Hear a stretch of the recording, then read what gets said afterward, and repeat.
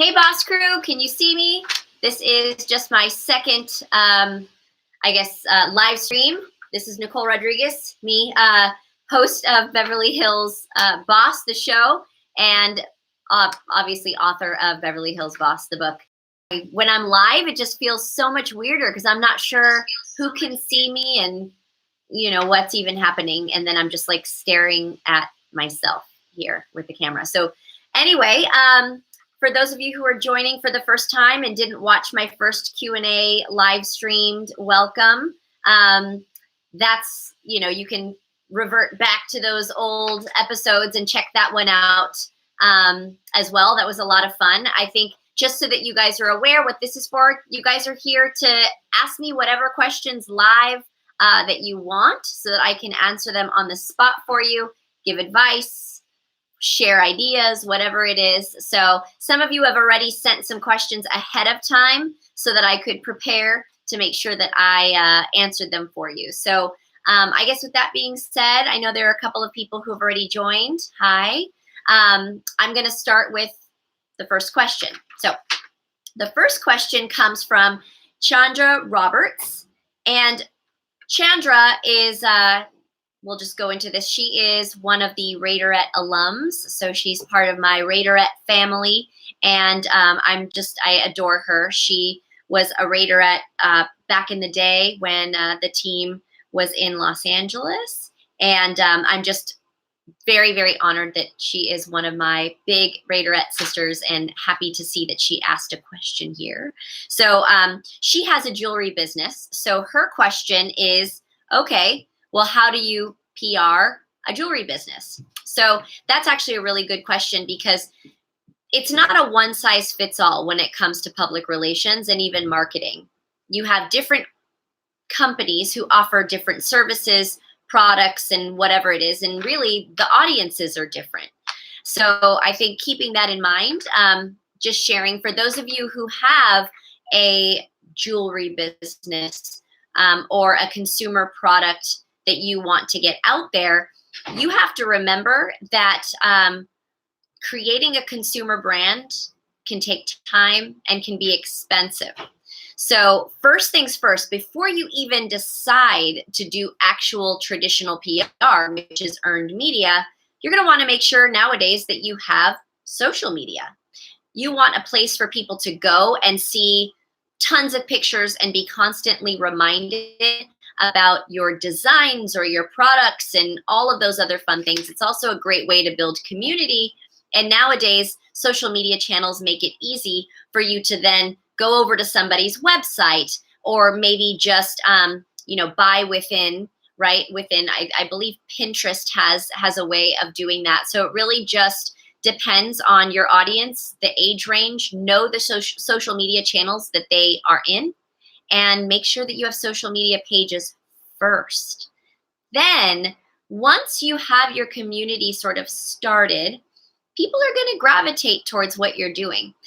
Knowing that with a consumer product, writers and reviewers are going to expect samples. They want to see it, feel it, touch it, experience it in order for them to write about what that experience entails. So as you're developing your consumer products, keep in mind that you're going to be sending products for review to influencers, influential media, people who want to check it out. So if I had a jewelry business, one of the things that I would want to do is set a few pieces aside for media to receive if they asked for it. So, hey, what's in your spring line? Can I take a look? I would love to take some pictures in it, put it up on my blog. You're going to have to give that to them knowing that the ROI for that, hopefully, is that people read that blog post or they see what they put up online and then they go directly to your website and buy. But again, it's a lot of experimenting and understanding that when you're coming from a mindset of abundance and not scarcity, and you're sharing things with media who have a decent following and seem like they are going to do something in exchange for what you're going to send to them, then, you know, having great reviews of your jewelry to put up and then share further on social media, that goes a long way. So that's a really great way to get PR. and just how all of these things kind of go together. So instead of just waiting passively for someone to come and approach you, do you know of other writers and people who cover jewelry businesses? Maybe some people that you like, some jewelry companies that you like that they're reviewing, reach out to them. Oftentimes these media and blogger people have their email addresses right then, like right there in your face in their social media channels. Send them an email. Hey, I have a jewelry business. Are you interested in possibly trying one of my pieces and doing a review? So get out there and give that a shot, right? So that's just some of the things. I could probably go on for hours, but I hope that's a helpful first start. Make sure that your jewelry business is on social media. Next, create inbound requests by making sure you're constantly putting content up, and then outbound, make sure that you connect with people.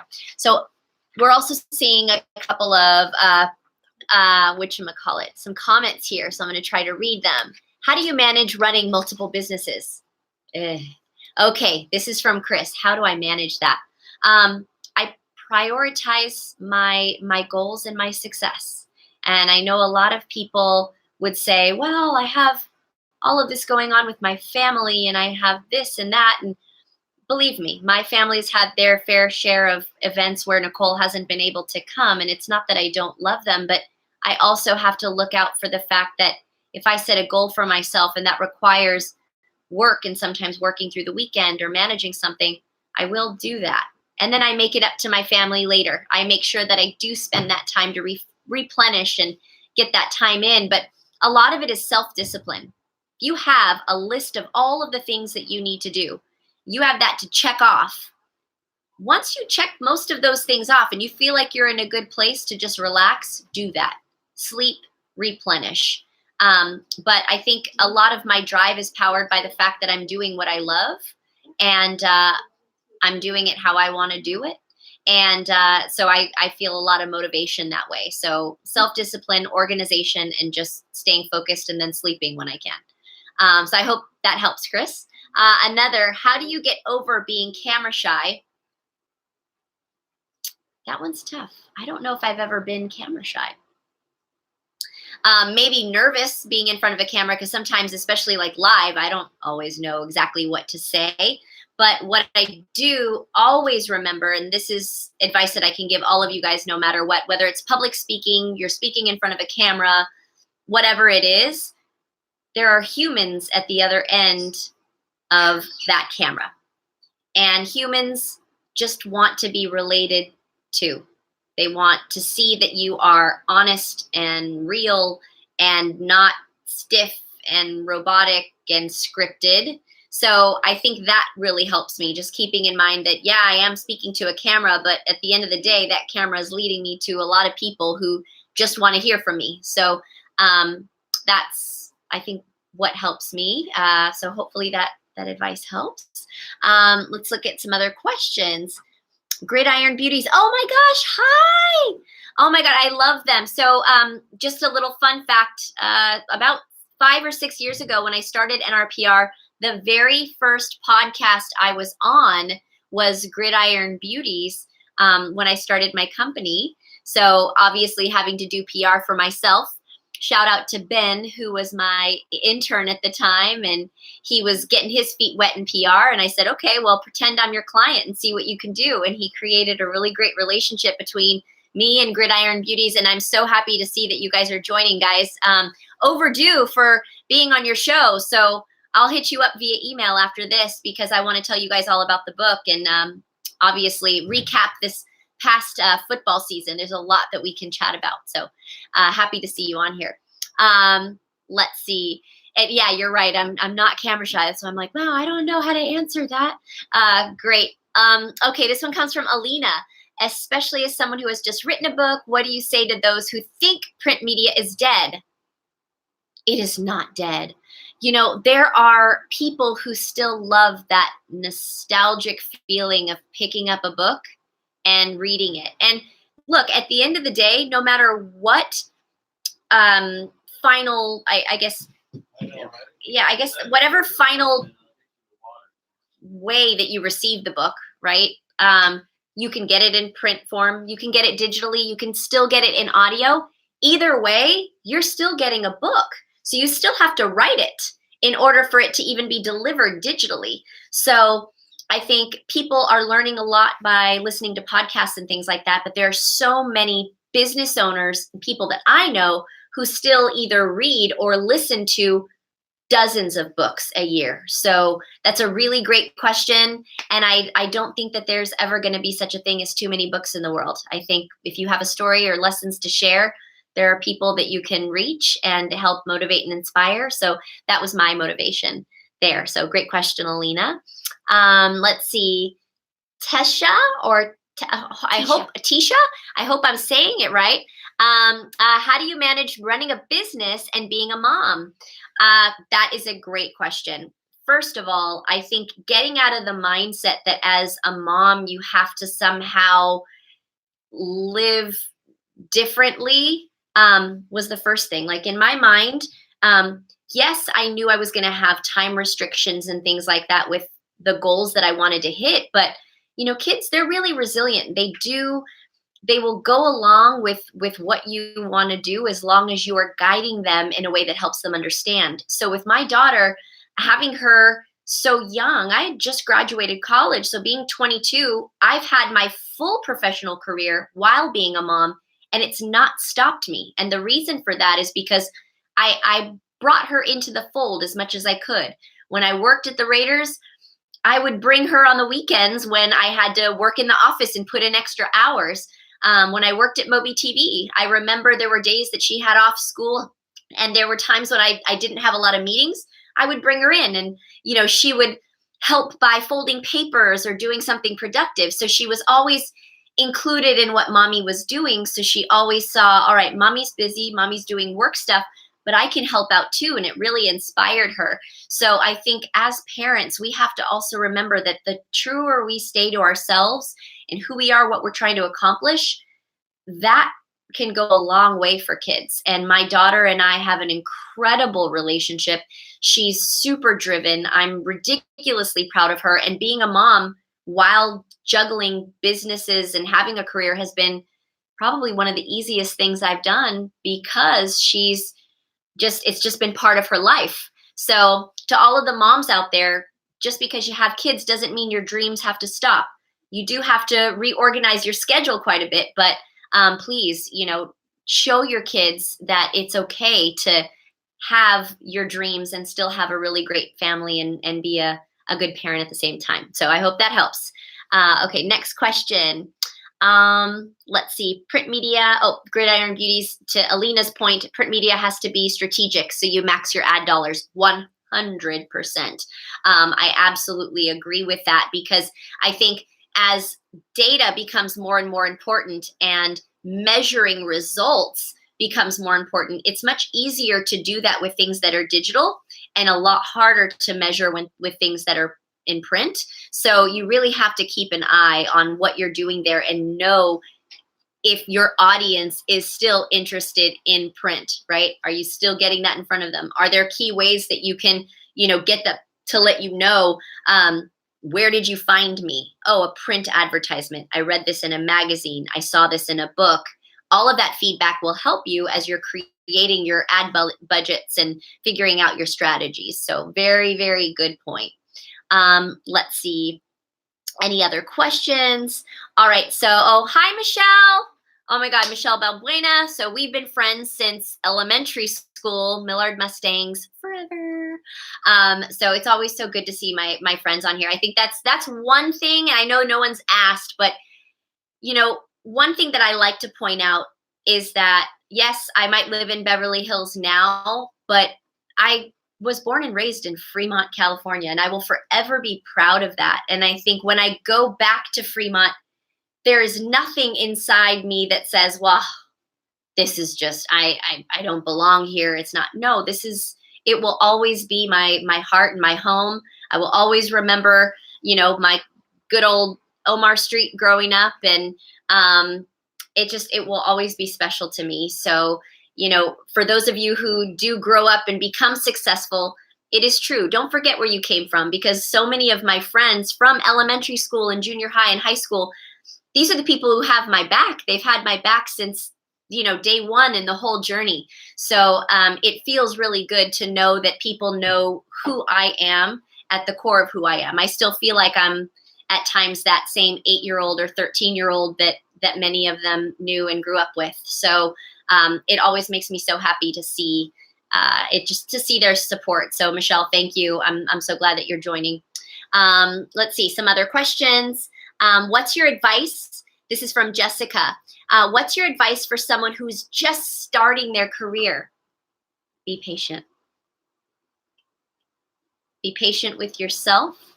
Be patient with the process. Be patient with the lessons. And know that if you are always doing your best, whether you make a mistake or not, right, then that's all you need to do. Keep working hard to improve yourself and just be patient with the journey. Set your goals high, right? And always know your aim and your why. Why am I doing this? What is my ultimate goal? That will help keep you on track. For me, when I was in college and I declared my major, I think I was 19. And I said, eventually I want to start a PR firm. And I think I know why, but not really, it was like, and it wasn't until I really, really understood what my why was that I got that courage to step away from working for other people and doing it on my own. But I would never trade that experience for the world. Each and every job opportunity that I got, every mentor, every colleague, I learned something with every step. So be patient and know that the universe has your back. And as long as you are working hard and working towards your goals, you will reach them. Just don't ever give up. So I hope that helps. Let's see. Dave and Jacob, they ask, what marketing advice do you have for musicians? I love this question. My brother is actually a musician, and he's just incredible. He can play 13 instruments. He can also DJ and splice all that stuff together. I think it's magic, basically. So for musicians, hear me out. Your music needs to be heard everywhere, anywhere, and especially if you can play live. This is going to help build community for you. It's also going to help put more money in your pocket. So you have to have a place where people can go and find out more about your band, the members, what you guys do. Make sure that you have a website where people can easily click and find your SoundCloud, find you on Spotify if that's where you're at, find your YouTube page. Keep creating and just don't stop. Have a hub like a website. Obviously, social media is going to help you. You want to create community around the messages in your songs. You want people to know where you're touring if you're touring. But having that FaceTime with fans goes a long way, especially in a very crowded digital world. When it comes to PR, I have a friend named Hannah. She's a lead singer for Fira, and she asked me a very similar question. She's like, well, how do I get PR? We're still a new up-and-coming band. And I said, when's the next time you're going to be performing, and what's the occasion? And so she had told me, I said, well, find the local media who come out and review bands. Reach out to 5 to 10 of them. Even if 3 show up, that is 3 members of the media who will write about the experience. Hopefully it was great. They will meet you in person. You can build that relationship. And then every time you come back and you have a new album or you have something else, you start to build that continuous relationship. And I say that, because I don't want new musicians to get discouraged if they can't afford an expensive PR person. There are ways to learn how to do it ad hoc. I wouldn't recommend doing it forever because you want to focus on your craft and then bring in professionals who can just, build it up for you. But those are some very early steps that you want to make sure that you're not missing. That website, that social media, and get yourself out there in person. It's going to be really huge for your marketing. So hope that helped. Let's see. Jessica, glad that you liked my answer. All right, another question. Getting more clients for my business, someone had asked earlier, how did I do that? And that question is really easy. I was doing really good PR for myself as an employee and as a team member all the way up until I started my company. So some of my very first clients were people that I knew because they knew that I worked hard. I had a reputation for being good in my craft. I had a reputation for being really passionate and giving it my all. So when I went to these people, shout out to Moby TV. I mean, I used to work in-house for Moby TV as a PR manager, and now they're my client, and they've been with me since just about day one. But the reason for that is because they trust me. They know I know the brand. They know I'm going to work hard. They know I know how to rally a team. They know I know their industry. So keep that in mind as you guys have jobs that you're in right now. It might not be the end all be all for you, but at the same time, there are going to be people who are in your, working with you that are going to remember the experience that they had when working with you. So part of one of my, I would say magical, tips of advice, do well in the job that you're currently in. Work hard with the coworkers that you currently have. Learn in the position that you currently are in. And that way, when you start your business, you have people who believe in you and who will trust you. And that is really one of the best ways I can say, to start a business. So hopefully that helps. We're going to be wrapping up in a little bit. I have my great team over here keeping me on time. So if you haven't subscribed to Beverly Hills Boss yet, please subscribe. We are constantly putting up content. We're taking requests. If there's anything that you want to see me talk to you about, or you guys need advice on anything, that's what I'm here for. Of course, my book, I hope all of you guys will read, whether you're an entrepreneur, whether you're just an intrapreneur, which is someone who works in a company and wants to build within that company. There's a ton of advice and just real life scenarios, as well as little worksheets and tips for you to actually kind of dig some of those answers out of yourself to come to your own conclusions, which I think will help you overall in your career. So go to beverlyhillsboss.com if you haven't, and please share your email address with us. You'll get a free gift from me, and you'll also be able to stay in the loop when it comes to things like this, when I'm going to go live or when we have other events or whatever. So anyway, thank you all so much for joining. This second live Q&A has been a lot of fun. I hope that this helped a lot of you. And please let us know in the comments. Did you learn anything? It helps me. So anyway, guys, bye. Thank you so much. And take care until next time.